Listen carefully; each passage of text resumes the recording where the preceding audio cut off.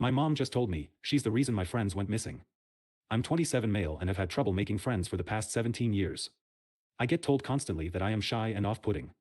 And the reason why is because, when I was 10, I went to a ski resort with my best friends S and R. I have never seen them since. The idea came when my friends and I were in my parents' basement watching a movie. It looked so fun. The idea of skiing or snowshoeing, snowboarding, all of that fun stuff. And I had never done any of those things. My friends found this weird since I live in Canada. But my mother never let me do snow sports. I had to stay inside pretty much the entirety of winter. My friend R's dad had a season lift ticket for this new resort that opened a few hours north of where we lived, and R invited me and S to come with him and stay for the weekend. I begged and begged my mother to let me go. It was going to be free for me, but she said no, this had nothing to do with finances. I was not allowed out during the winter. So I told her. If I didn't get to go, I would sneak out in the dead of the winter night and walk all the way up there. Silent, my mother looked at me and finally nodded her head. If you want to go, that's fine. But just know, what is it I said, and she just shook her head no and said, never mind. The drive up was so fun. We listened to fantastic music and R's dad had one of those cars with a TV hanging from the ceiling, so we watched Shrek 2. It was awesome. And when we arrived I was in awe at how big the place was.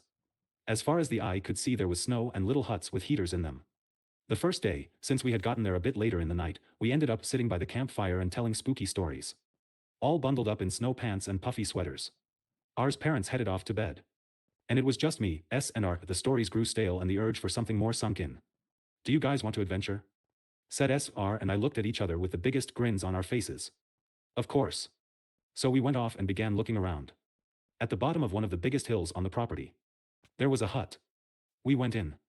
It was so creepy, frosted windows, old cobwebs from the summer just barely hanging on. S was touching all the knobs and dials on these panels up against the wall, when we heard a loud motor come to life. All of us looked at each other with that, we are going to get in big crap if we get caught. We ran outside and hid in forestry, watching and waiting to see if anyone would come. After 20 minutes no one came. Looking back, the motor noise wasn't super loud and the snow had this way of quieting anything around it.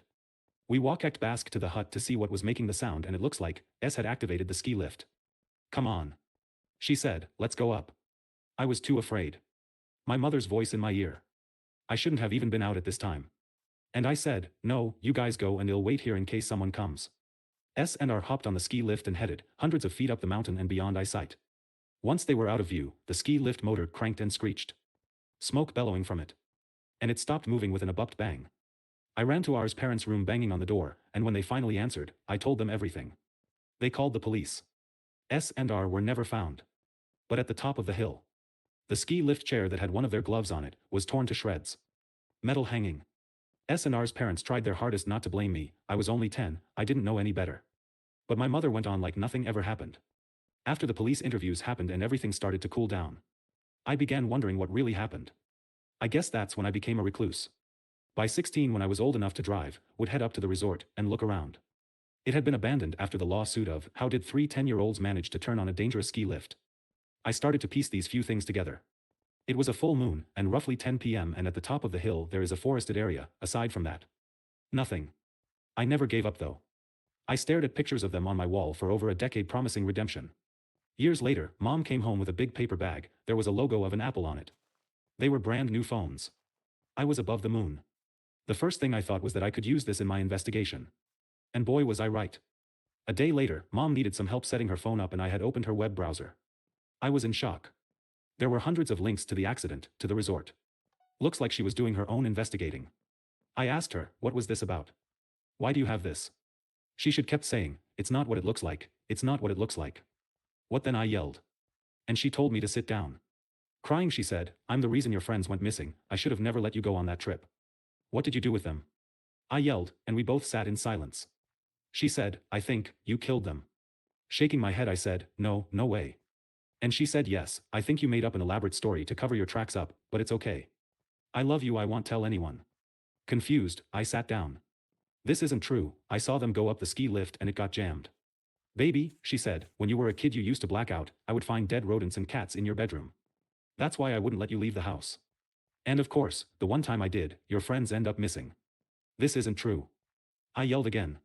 My mother stood up and went into a cabinet above the fridge. Behind cans and old food she pulled out a camcorder. She turned and looked me in the eyes. I know you did it because I filmed you.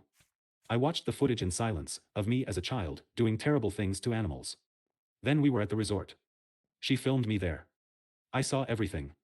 How I tied S and R to the ski lift and then tied the rope to the motor, causing it to tear the lift apart. I just walked away. Why didn't you do anything, I said. She said, I did, I made the bodies disappear. My head got dizzy and my eyes faded to black. When I awoke, the police were there asking me questions. My mother was missing. The one detective came up to me and said, now can you say that to me again? And I said, my mom just told me, she's the reason my friends went missing, this time I have proof.